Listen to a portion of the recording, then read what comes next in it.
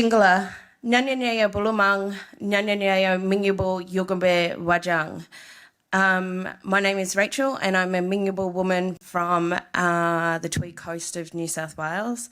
I'd like to acknowledge the country on which we're meeting today for the Turrbal people, and I'd also like to acknowledge the countrymen in the room as well. So after listening to everybody's talks this morning, I've actually changed what I was going to talk about. So, it will relate to the topic around the importance of First Nations involvement in country. And, we're all here today because we have the same wants for country, for the environment, and for the benefit of a sustainable future for the generations to come. But what I'm lacking to hear in all of that is the important role of First Nations people, the important role of our knowledge and our science that has been here since millennia. So I really want to talk to that. As mentioned before, I work in the senior executive team at Fire Sticks Alliance. We are a Indigenous owned, managed and run organisation. We're a non-for-profit. And what we're about is bringing back traditional land management practices, but also building a network of cultural fire practitioners across Australia. And that's because of everything that has been spoken about this morning, really. So we already know that First Nations people of Australia are the oldest living continued culture in the world. We also know that through these continued practices of caring for country, we have a deep relationship with this land and a really deep understanding of it. With First Nations people only being 3% of the population, but manage around 20% of the land, and within that land that First Nations people manage, we have the highest biodiversity in all. And that's because of the methodology that we use, which is ongoing oral tradition through our culture and our practice. The deep understanding of country and our people have allowed for the continuation of our cultural practice and knowledge, and that has been passed on through generations. Although through some of the colonial impacts that we've had in areas across Australia, these knowledges are not necessarily implemented as such, but our story is still passed on and our story is still in country and in our language. Having First Nations people involved in caring for country has huge benefits, not only for the sustainability of our environment, but for all of our people too. Traditional owners and our knowledge systems have it's a very complex, layered systems approach to caring for country. It's informed by our ways of being and our ways of doing. With First Nations leadership and partnerships in all of the organisations in that the government works for and other organisations, we'll only have a better understanding of what is happening on country as we move through all of these variances when it comes to climate change or extreme weather events. And that is through passing down of that knowledge, as I said. So our old people understand the changes that have happened and they've seen that over the generations, and that is passed on. So using the Western sciences alongside our science to only benefit everybody in the way that we manage our country. So can I change slides? And again? The way that we need to do this as well is to look at our relationship with country. We currently come from a reactionary space. We're waiting for things to happen before we're actually in there implementing that, and that comes from that relationship space. We need to look at it, like if you use fire, for instance, or even the floods that we've just recently had. If we were in there looking after country in the beginning and putting the right practices in place, the right fire methodology for those country types, and also looking at a landscape management system, we wouldn't be in the situations that we're at. When it comes to the floods and stuff as well, you only need to look at my country down in Mingyabul country, we had a huge floods. Everyone knows about the huge floods that come.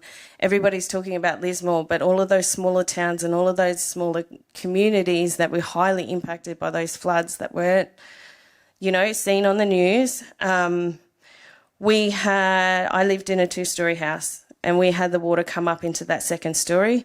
We also had SES, an emergency response, that I called at 5 o'clock in the morning, and they said we were not a priority because we were not Lismore. We stayed in that house for 6 days with water. So understanding those differences, and that is because that country that I was in where we flooded would not have flooded if we had different policies around where people build. So because they're filling in all of the wetlands and putting all of these housing estates in this on that type of country, there is no natural flow for those systems to go. And that's why I really liked that comment that gentleman made this morning, whereas the science in Australia is world leading, but the policies are really shit.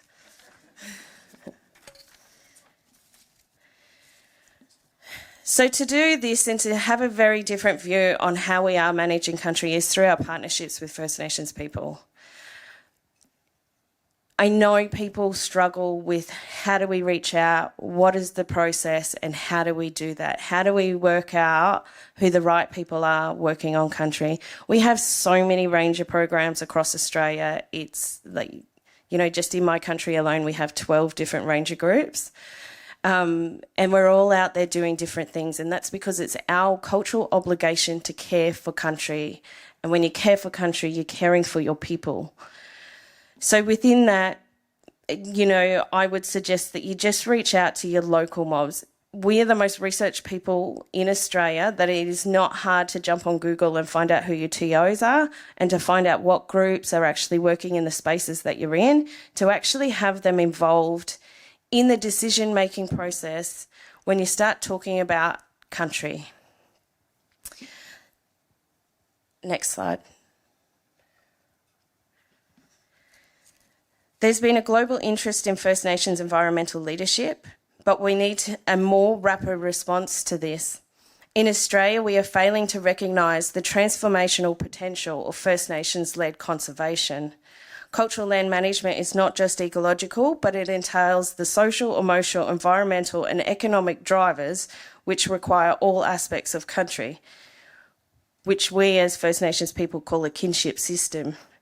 And this includes everything, like I mentioned, water, land, plants, language, weather, culture. It's a holistic approach to caring for country. Species and conservation management is dependent on this systems approach.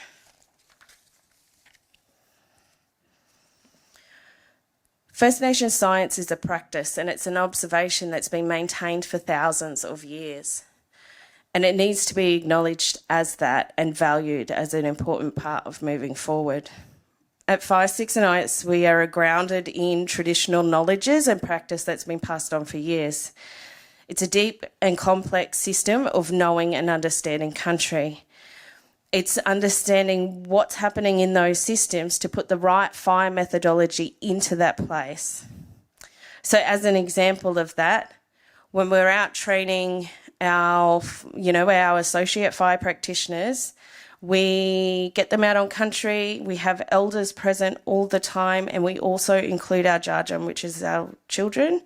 So there's that intergenerational transfer of knowledge, and those stories about country start to come about. We talk about cultural indicator species and the shift and the changes that are happening within that space itself. So we actually get students or the associates to come out to understand the predominant tree species of that country, to understand what's going on in the soil. So we actually get them to dig down past the topsoil to understand what is happening in that space. That will also tell them what they need to do with the weather and what time of year to put that fire into that space. So that's just a very small overview of how we get them to read and understand country in that place. We also rely on that that traditional knowledge from those people in that country to be able to hold that story and that law through their language and their culture, and then with those tools, they get an overall on how to manage country with fire. We also know when it comes to First Nations sciences that it is all of those cultural indicator or ecological, indications that we see in the changes that happen with country. So we know that when the wattle or the paperbark is in flower, that the mullet are on the run, but you only start fishing at the second run that mullet does, not that first run. We know that when the red star's up in the sky, it's the red robin season, so we know that that's time to come on for fire as well. So all of these different types of ways that we read country have very complex relationship systems with country, and that includes people as well. We have to start putting people back out on country. And as I mentioned before, we need to stop individualising and separating things out of country. And I understand the very real importance of threatened and endangered species, but if we actually look at it from a holistic approach to country, then we'll have a very different outcome, because we're looking at those larger systems. We're looking at those larger landscapes to get the benefit of all of country, not just one particular species. And that's why it's really important that we have First Nations people at the table making decisions. And when it does come to environment, we have to have First Nations people there, and First Nations people with the expertise in the field, not just a token black fella at the table to say, I've done my due diligence by ticking that box. We have to do that real, genuine engagement. Because with Western science supporting First Nations sciences, we can only have positive benefits to that. So with that, I'm just going to stop. And yeah, happy to answer questions later. Thanks.